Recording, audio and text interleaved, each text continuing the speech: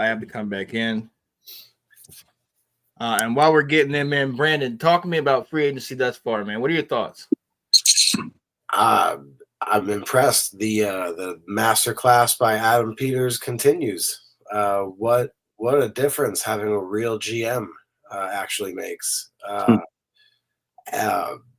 And where do I start? Well, I'm happy that we have a Heisman Trophy winning quarterback, and I'm happy that we have a backup Heisman winning quarterback. That's nice. I like that the continuity is there.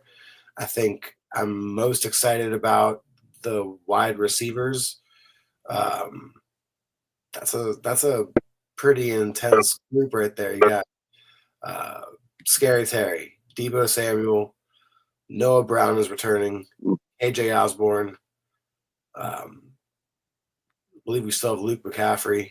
So that's, we'll see what happens with him. But that's a good solid 4 right there. I'm okay with KJ Osborne at 4.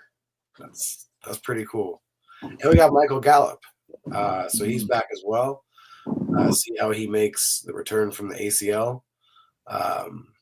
If he can return to form too, that's a pretty scary wide receiver room. Mm-hmm. What grade you give the draft, man? The free agency?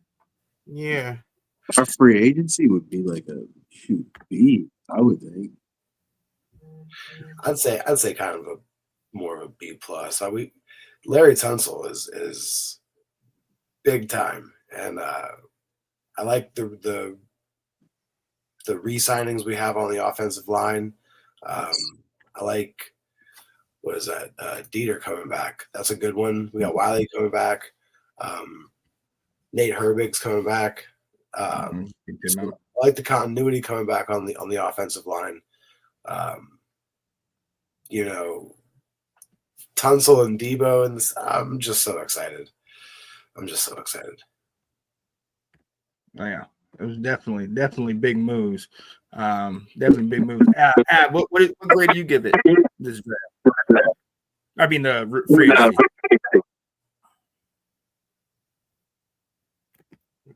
What grade did you get the free agency? So I got to be honest. I kind of disappointed with the draft myself. Granted, I understand. We traded for Laremy Tunsil. We traded for Deebo Samuels. Those are big time pickups. But I'm disappointed in all the 1-year contracts we picked up. That directly affects our compensatory picks. Compensatory picks. Yeah. Compensatory picks there. Yeah. And it directly affects those picks. And to me, I think I understand we're still in ways, even though we had an excellent season last season, we're rebuilding. Essentially, we're still rebuilding, but it just bothers me about these 1-year picks. Like, you know what I'm saying? Like it's like we're kind of playing the comp pick game, but we're not, you know what I'm saying? Because these 1-year picks, we're going to be playing the same game next year.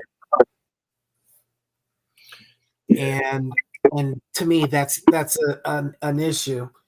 And I already talked to you guys about the cap. We're always going to, like, so, and it's these 1-year contracts, we're kind of penny pinching.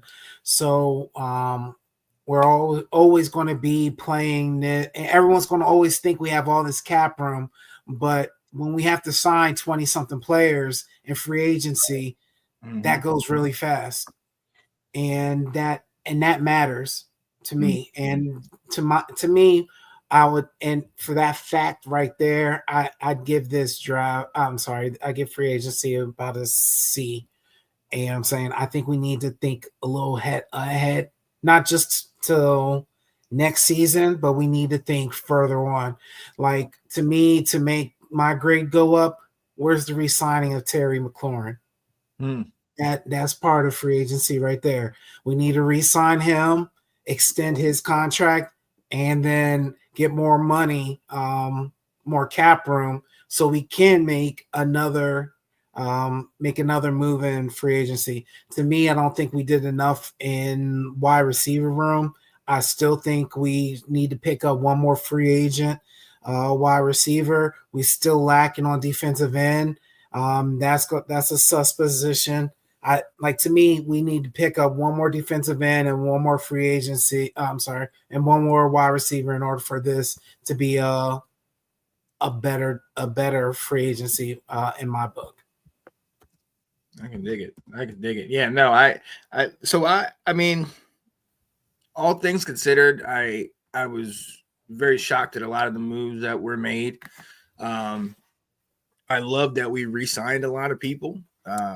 Coaches stayed, players stayed, and it shows it's a sign of good faith, good culture. What we're building in Washington is something to be proud of, and I'm excited about that. I don't know if I would go that far as to say C, but I get it, because that definitely gives us room for improvement. And those 1-year deals, yeah, I agree with that. A lot of it, I'm still holding out to see what happens in the draft. I want to see what they do. But as far as, for me, the exciting part is that we have re-signed guys and brought guys back in-house. And some guys are depth. Some guys are actually going to be day one starters. And I think it gives us a little bit more freedom coming to the draft. And I'm really excited about that. All right, let's see if we can get it. Alex. Yo. All right, I think we're good. How are you feeling? How you feeling with it? I know you talked about free agency and whatnot. What grade did you give it? You talking about me? Yeah. Oh, shit, my bad. Oh shit, man. Free agency, man. I give it a I'm gonna say a B. I would give it a B.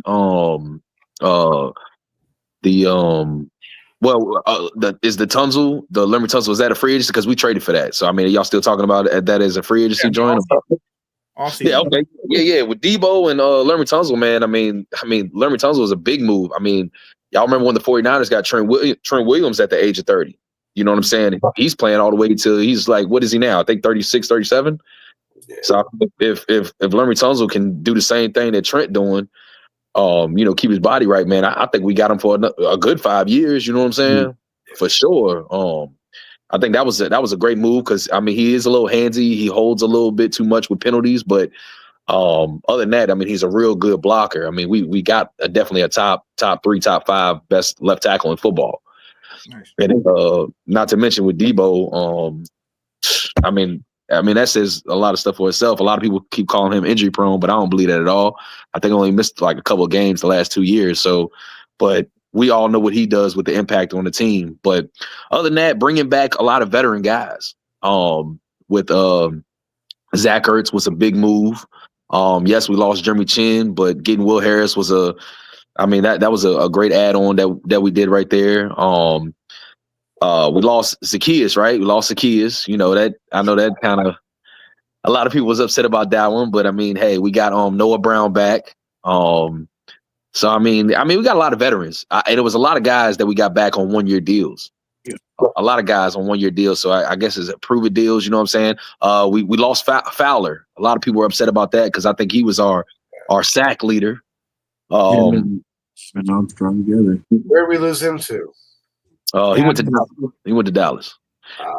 Hey, question to you guys. Do you feel like because we haven't had a good front office at this point that they're not making the 3-year, 4-year deals, or is it because they just don't have the faith in the players yet? That's to me, very good question. That's a very good question. To me, I think it all depends on their type of age. I mean, with Bobby coming back, he's up there in age. That's a 1-year deal. Zach Ertz, I mean, these guys are veteran guys. You can't sign these guys to a big, huge contract. Now, they did sign that dude from the Jets and the 49ers, that D tackle. What was his name? Kinlaw? Javon Kinlaw. Yeah, he a big, huge run stopper guy, and that was really our problem. We gave him a 3-year deal, and he was only 27. So I think it was like the real young guys. They, we got a lot of veterans though. Like we really do. We got a lot of guys that are 30 years old. We do have Harris, a lot of veterans. Yeah, Will Harris, I think is 29. They gave him a 2-year deal. So I think they're just any guys that are over 30. Man, is like we don't want to give them a big, huge contract. We still, I was just glad that we got a lot of leaders, and we got to do a cornerback. I'm pretty sure he's gonna play slot. Jonathan Jones for the Patriots. Another 1-year deal. He's 31 years old, but he's real good. He's very talented. I think he's going to definitely do better than Benjamin St. Juice for sure. Yeah. Hey, I'm not gonna lie. We lost him. I'm not gonna lie. Ab, you got the jersey I wanted to have of McLaurin with the camouflage, and I wanted to get that to surprise everybody. And I could not get it fast enough before you fucking got it. I'm not gonna. I had to see you on the show to fucking say this to you, bro. Like I had told Alex a long time, I'm gonna get that jersey. I'm gonna get that jersey, and next thing you know, this motherfucker got it. Look, those jerseys, those salute to service jerseys, you have to get them in the first month. Like right when they first advertise it, you have to get it because the bigger sizes go like that. Like, so honestly, if you're looking 2-3 months after they come out, you ain't gonna get it. Yeah. I mean, I was trying to find it after it got done, and I was like, damn, I know they got to have a deal later on, or somebody had to find it and then was going to sell it. But, man, I'm sitting there mad, and then he wore it, and I was like, I'm not going to lie. Dude, I'm grateful that you got it. I'm glad that dude has stayed on our team for how many years and through all the quarterbacks, and just he's made like the aura in that whole locker room for everybody that wants to come. But, I do see your side of like not having the long extended like people that want to be here, but I feel like it's creating a different brotherhood by having just all those vets here. Yeah. And, Luvu making that seriousness of a locker room like proves that they need to all be there together rather than like everybody at their own locker, Yeah. And I like Wagner and Luvu together. That's a nice linebacker combo right there. Yeah. I think it adds a lot for what we did our first year with the rookie quarterback, and especially with the drafts that we got with Mike Sandersteele and Cole. What's his name? The left tackle Coleman. We got Coleman, and these guys were leaders on their college team. You know what I'm saying? And then you bring all these veterans in. You know what I'm saying, that have leadership like Bobby, Zach Ertz, all these guys, you know what I'm saying? And, not to mention our DB that we got from the Saints. My bad. I'm Lattimore, yeah. I knew it, but I'm just having a brain fart with all Lattimore no more. but bro, it's like all these leaders, and what we did to make it to the NFC East Championship, I mean, it shows a lot. So that's why I feel like they just bringing more veteranship, more leaders to this team, man. And a lot of people see the players see the change in the culture. You know what I'm saying? They really want to play with Dan Quinn. It's big time. You know what I'm saying? I disagree on that. For the only reason why, there's only so many times you're going to be like, you can tell players, you just play the right way. You play the right way, and we're going to sign you. We're going to keep you, and everything like that. How much further do you think that story's going to go? You know what I'm saying? Like, maybe next year you can keep saying that, and then everybody's like, "Hey, yo, where's my long-term contract at?" You know what I'm saying? I think they've been proving that point from just the past, where they've had so many young guys out on the field and not enough vets from playing on the sideline on the field. I'm not saying I don't understand it. I'm saying that it's sustainable. It's not like these guys aren't gonna. If you don't show any faith in your players, they're gonna lose faith in you. Yeah. So you can talk all that. We're showing them something, but after a while, they're gonna be like, "Where's the money at?" Like, you were talking about Trent Williams. One thing that happened when Trent Williams, when we traded him, they signed him right away. Yeah, they signed him. They extended his ass right away once he got over there. Why didn't we do that with Tunsil? What are we waiting for with Terry? I think he's already under contract. I think he's already under contract. You're missing my point. Trent Williams was under contract also, but they extended him. Right. Larry Tunsil is he's able to extend his contract too with us because he's with us now. Right.